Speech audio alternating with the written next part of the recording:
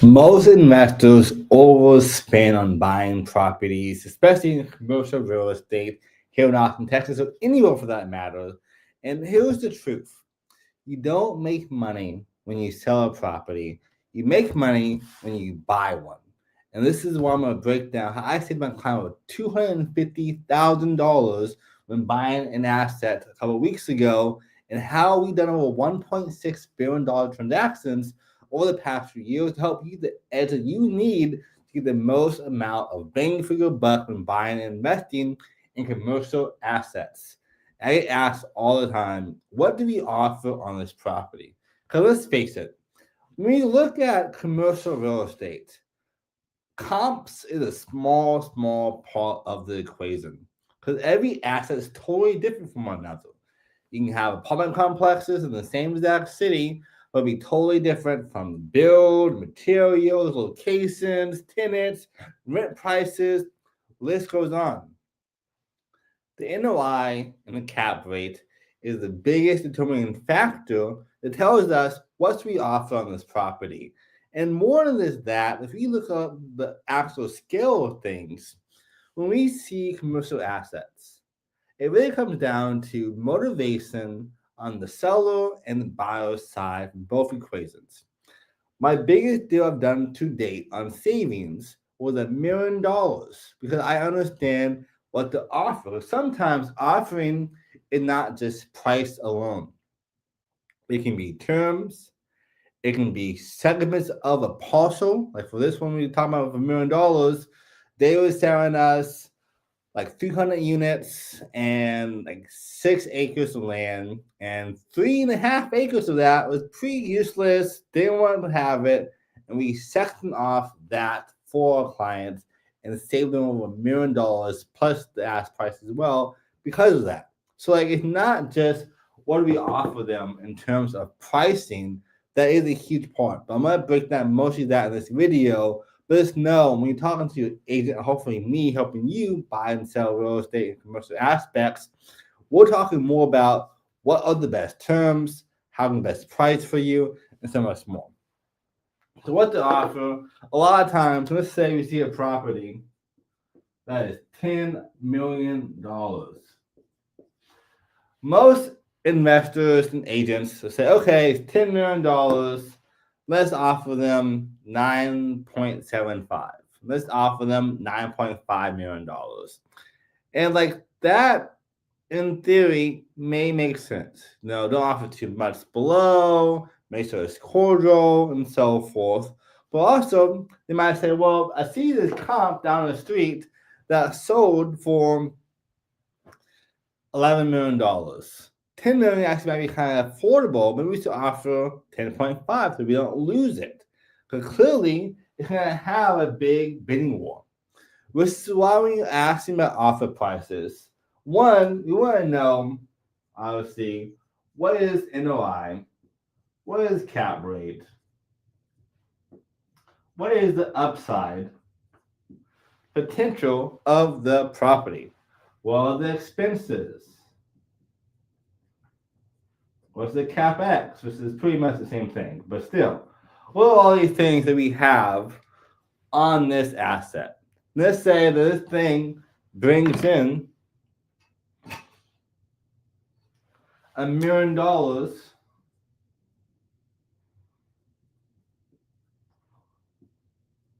NOI, meaning you have a 10% cap rate. Great.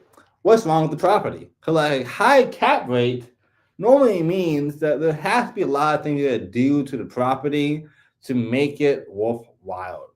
Because most investors not selling a turnkey ready thing. It's just probably a class C or B, the highest on that returns. If it's class A, it's gonna be a low cap rate because like this is turnkey ready. There's no value add involved of that. So all these things makes a massive difference. When it comes down to a $11 million property being on them, I want to know, is it class A, class B, class C, or D? I also want to know, what is the DOM or the ADOM, which is days on market or cumulative days on market. This tells us they have a price. So this been in the market from Crexy or on LoopNet or CoStar for 200 days at $10 million. That means that somebody did due diligence. They found out the cap rate is okay, but the expenses is way off. There's no manager, or the economic vacancy is crazy, crazy low.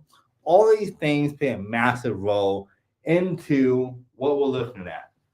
And I'm going to break this down super simple here pretty soon. Make sure you stay to that. And also, if you have an asset right now you're looking at, you want to buy and invest in, we want to help find the right one. Down below, link in the description.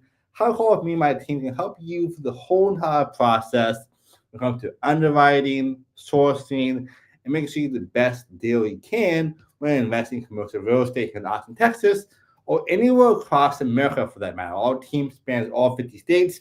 We help you pretty much anywhere you want to. When we're looking at processes and properties, you want to make sure we understand all these facts, because when you do negotiations, you have to know the facts. If I don't know anything about cap rate, expenses, the T12, the rent rolls, all these things we need to have, then I can't make an informed decision.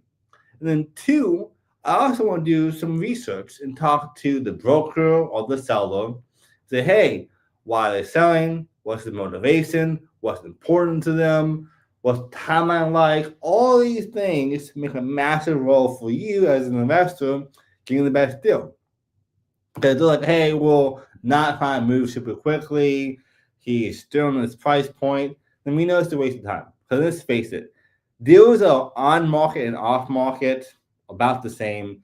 And on that same regards, I would say at 90% of them are a waste of time. I look through hundreds of millions of dollars almost every single day of assets, hundreds of millions of dollars daily of commercial properties. And most of them are not worth the time to do underwriting on, to talk to the agent and the seller about it, and so forth. Because I can tell at a quick glance, is it a good asset, what's happening, and so forth. So when we're looking at properties, I'm going to see all the information first. That's the first thing we want to do. Step one of making what to offer on a property is research. I want to research the property and the seller. And then also, if I can, research the team that is running the asset. After that, I want to know what is my top line. If I know that our top line on this $10 million property, after doing all the research, let's say it's a 10 cap still, for easy math here, is $9 million, I would not offer $9 million. I'm going to say, hey, this looks great. My client liked it. However, due to looking at the underwriting and the T12s and all these different things we looked at, I can really only offer you $7.5 million. I know it's low, but this is why. This is the comps I'm looking at. This is a diligence timeline. Got another deal locked up last week for the same exact kind of property, same cap rate at this price instead, and it was accepted. If you have that, obviously, you can say that. If you don't have that, don't use that example. But by doing that, I can anchor them super low. I know that these people more than likely will not accept $7.5 million.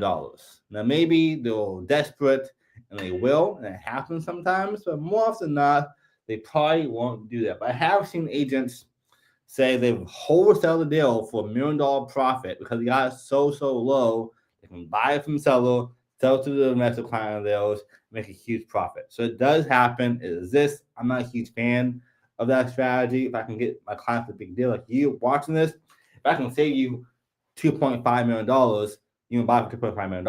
Now I'm not middleman you because that's not my job as a fiduciary. But that being aside, what you look at on commercial real estate in any negotiations, if the seller accepts too quickly, you know that we left money on the table. And if the buyer also accepted a counteroffer too quickly. The same exact scenario. You want to make sure there's some back and forth. So the first offer in real estate, especially commercial, is more often not never the first offer. If it is, that means you're too either close or too far off the actual real true price points. And a lot of agents, after my $1.6 billion in transactions with my team, I see most agents and sellers will overprice properties, hoping to chase the market down, which I think is a terrible strategy. It's not fiduciary, it's not smart, but it happens all the time. And commercial real estate, especially, they say, okay, I'm gonna know that my true number is $9 million. Let's offer it for $10 million. And that way people want to get a good deal because investors love deals. It kind of makes sense on paper.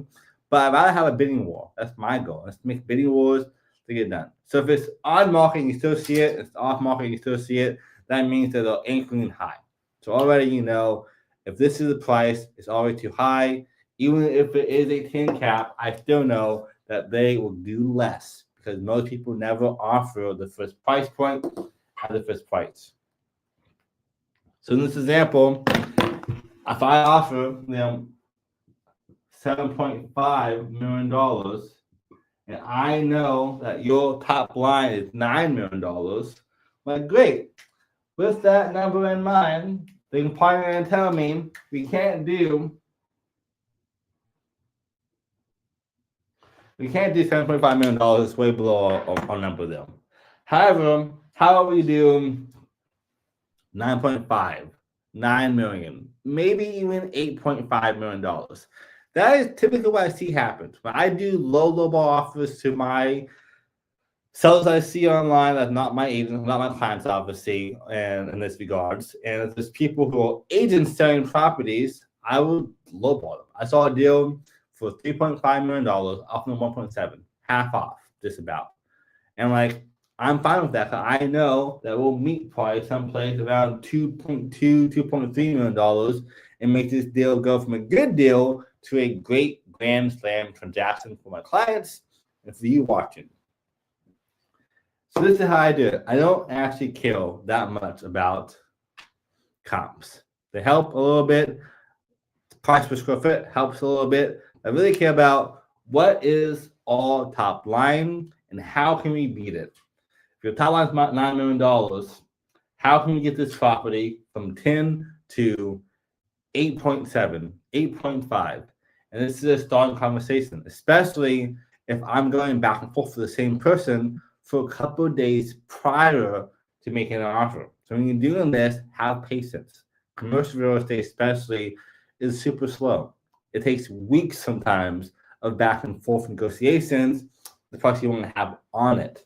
So when I'm doing this, I'm saying, hey, thanks so much. Make friends with the agent or the seller so we have some kind of common ground from day one. Do my back and forth and come off not as disrespectful, but just as a savvy investor and savvy agent. And then from there, you have negotiations. You go back and forth. You show them comp. You show them your math and your numbers. You explain your case. It's kind of like being a lawyer almost. Like, hey, this is my case. This is why I'm doing it. If you have other information you want to share with me, by all means, please do. I'll use it in consideration for my client's best price. But until then, this is what we have. And from there, you'll probably see some back and forths. And more often than not, we'll probably land between $8 to $9 million because we're so low off the ask price. $2.5 million, a quarter off. And again, most often they'll offer price, off market, on market. To me, it's the same thing, especially commercial real estate. Like in single family homes, getting off market deals is great, but for commercial real estate, they're doing the same exact thing. The agent, more often than not, is selling it to the buyers and to off-market databases and to agents in the community and even across America. Like for me, when I do my marketing, I'm trying to email every agent I can in America, which is 2 million people, not just my local MLS and so forth. So it's really similar to like the negotiations and competitiveness of it, because like all the people who are actually active are looking everywhere. So like to me, the first price means nothing to me. And I know I'm trying to go as I can, 8.9, 8.5, maybe your top line is 9.5. If $9 million, we just made you $500,000 more when you bought the property and saved you over $1 million, 1.5 in total on this property, $1 million total on that property. And this is how you negotiate like a $1 billion broker. Again, my team has done all kinds of transactions from residential, luxury, land, of course, commercial real estate is all bread and butter and specialty. And we help you in all different areas as well, from different asset classes, from commercial in terms of apartments, from storage units, special purposes, hotels, you name it, we have your back. I hope this helps. Down below in the comment section, I'd love to see your feedback. What do you think is your best negotiation tips? Let's help other people who are watching this channel as well get even better deals. Down below in the description, in the comment section, let me know, what is your strategy? How do you gauge negotiations?